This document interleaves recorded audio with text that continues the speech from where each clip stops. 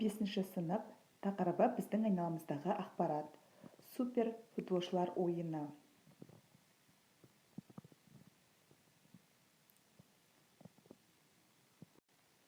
Бұл жерде 8 түрлі доп көрсетілген, яғни үшінші допты таңдаймыз. Үшінші сұрақ. Ғалымдардың деректері бойынша біз ақпараттың қанша пайызын есту арқылы аламыз? 10, 20, 30, 40. Яғни 10 пайызын ала алады екенбіз. Дұрыс жауабын көреміз. Алға дейді.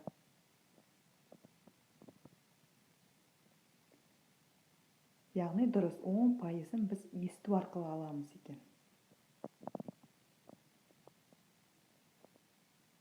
Келесі доп.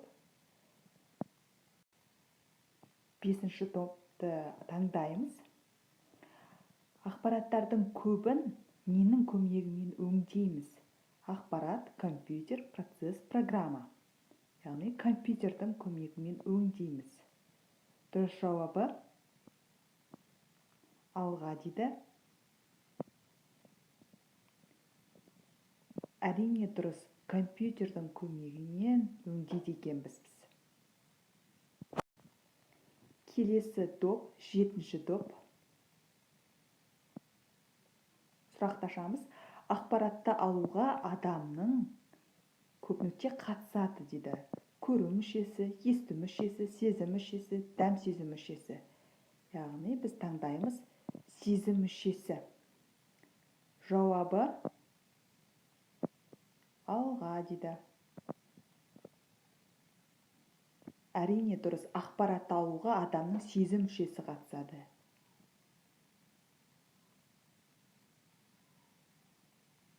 Бірінші доп. Сұрақ. Сақтау, өңдеу, жеткізу және пайдалану нысаны болып табылатын қоршаған ортада болып жатқан мәліметтердің өзгерістер не деп аталады? А. Ақпарат, Б. Нысан, қоршаған орта, мәлімет дейді. Нысанды белгілеп көрдік біз. Дұрыс көздемедің дейді. Яғни біздің жауабымыз дұрыс емес. Ақпарат дейді. Сақтау, өңдеу, жеткізу, пайдалану нысаны бұл ақпарат болып табылады екен. Алтыншы допты таңдаймыз. Ақпаратты үдерістерді, ақпаратты іздеу, жинақтау, сақтау, жөнелту, пайдалану және өңдеуді зерттейтін ғылым. Философия, информатика, экономика, педагогика. Әрине информатика. Алға. Біздің жауабымыз, яғни дұрыс, информатика, ақпараттық үдерістер. Сақтау, жөнелту бізде ол информатика пәні ғылымы зерттейді. Екінші допты таңдаймыз. Ғалымдардың деректері бойынша біз ақпараттардың қанша пайызын көру арқылы аламыз? 91, 51, 81, 71. 81-ді белгілейміз көру арқылы. Жауабы әрине бізде дұрыс. Көру арқылы 81 пайызын көру арқылы көреді екенбіз. Төртінші допты таңдаймыз. Алмасу, қарым-қатынас жасау арқылы ойлану, өз бетімен зерттеу нәтижесінде жүреді.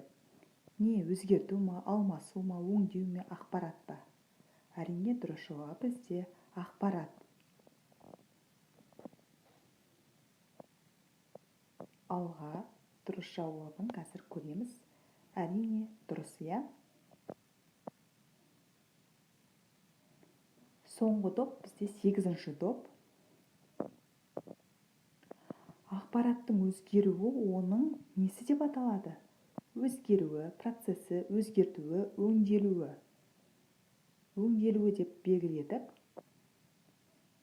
Яғни дұрыс жауабымыз дұрыс, Ақпараттың өзгеруі оның өңделуі деп аталады екен.